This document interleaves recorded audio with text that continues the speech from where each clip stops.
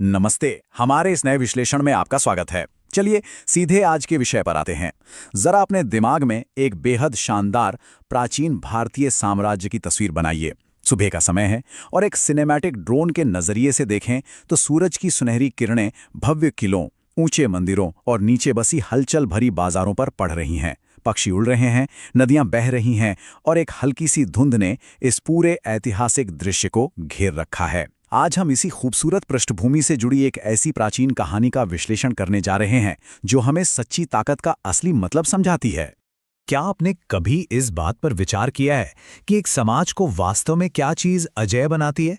क्या ये सिर्फ बेहिसाब दौलत है, या बड़ी बड़ी अभेद्य दीवारें, या फिर कुछ और? हम अक्सर इस बात को लेकर थोड़ा कंफ्यूज रहते हैं ना।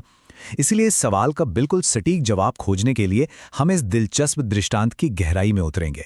तो चलिए सबसे पहले शुरुआत करते हैं एक न्यायप्रिय राजा की बात से। अब इस दृश्य की कल्पना करें। विशाल स्तंभों और सुनहरी सजावट वाले एक बेहद आलीशान महल में सूरज की किरणें खिड़कियों से छनकर आ रही हैं और वहां शांत बुद्धिमान राजा वीरेंद्र धीरे धीरे चल रहे हैं, जिनके पीछे उनके मंत्री और शाही रक्षक हैं। राजा वीरेंद्र की सबसे खास बात क्या थी?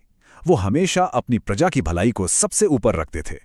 वो हर किसी के साथ बिल्कुल बराबरी का व्यवहार करते थे और सच कहूं तो उनकी इसी न्यायप्रिय सोच की वजह से पूरा राज्य बहुत खुशहाल था। अब आते हैं हमारे विश्लेषण के अगले पड़ाव पर। सच्ची ताकत आखिर है क्या? इस नाटकीय दृश्य को थोड़ा महसूस कीजिए। रात का समय है। महल का शानदार दरबार जलती हुई मशालों की रोशनी से जगमगा रहा है। संगमरमर के खूबसूरत फर्श और सुनहरे सिंहासन के बीच बैठे राजा वीरेंद्र अचानक अपने गंभीर दिखने वाले मंत्रियों से एक बहुत ही गहरा सवाल पूछते हैं। वो कहते हैं, मुझे बताओ, हमारे राज्य की सबसे बड़ी ताकत क्या है? अब देखिए, यह मंत्रियों के जवाब बिल्कुल वैसे ही थे जैसी हम उम्मीद करते हैं। किसी ने कहा, महाराज, हमारी ताकत हमारी सेना है। दूसरे ने कहा, खजाना और सोना ही असली ताकत है। और किसी और ने विशाल महल, हथियारों और किलेबंदी का नाम लिया। आमतौर पर दुनिया की नजरों में शक्ति और धन के यही तो पैमाने होते हैं। सही कहा ना? लेकिन जरा रुकिए। मंत्रियों के इन सभी जवाबों को सुनकर राजा मुस्कुराए और उन्होंने एक ऐसा सच बोला जिसने पूरे दरबार को एकदम हैरान कर दिया। सूरज की रोशनी से जगमगाते उस सिंहासन कक्ष में राजा ने कहा, राज्य की सबसे बड़ी ताकत उसकी जनता होती है। तो यहाँ सबसे बड़ा टेक अवे ये है कि राजा के नजरिए से ना तो सोना और ना ही सेना, बल्कि आम नागरिक ही किसी साम्राज्य की असली नींव हैं। अब कहानी में एक ऐसा मोड़ आता है जहां राजा के इस सिद्धांत की सबसे कठिन परीक्षा होने वाली है। भयंकर सूखा और संकट। उस खुशहाल राज्य पर अचानक एक भयंकर सूखा टूट पड़ा। दृश्य बिल्कुल बदल गया है। जमीन में गहरी दरारें पड़ गई हैं, नदियां पूरी तरह सूख चुकी हैं और जो खेत कभी लहलहाते थे वो अब कड़ी धूप के नीचे बंजर हो चुके हैं। धूल भरी आंधियां सब कुछ निगल रही हैं।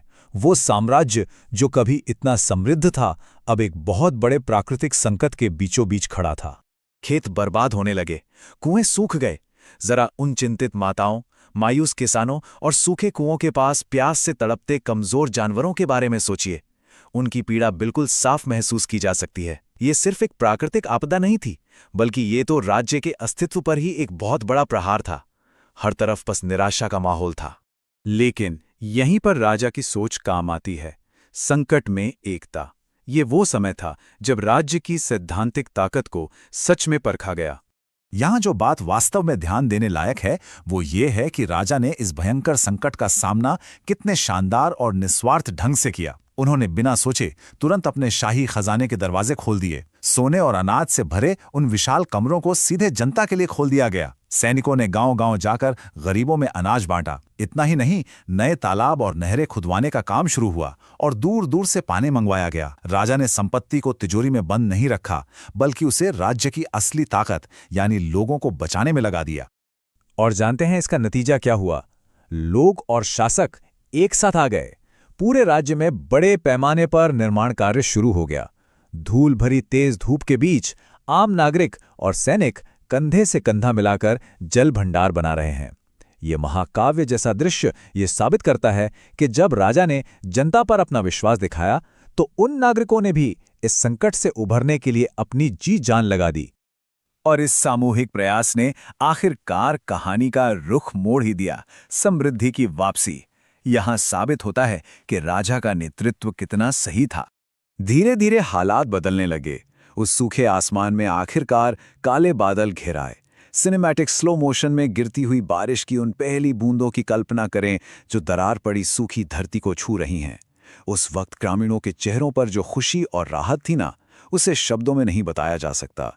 ये सचमुच जीवन देने वाला जल था। और देखते ही देखते राज्य में हरियाली लौट आई।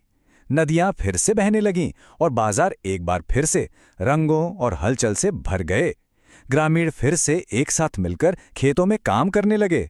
वो पूरी जगह जो कुछ समय पहले तक धूल और निराशा में डूबी थी, अब फिर से खुशी से झूम उठी थी।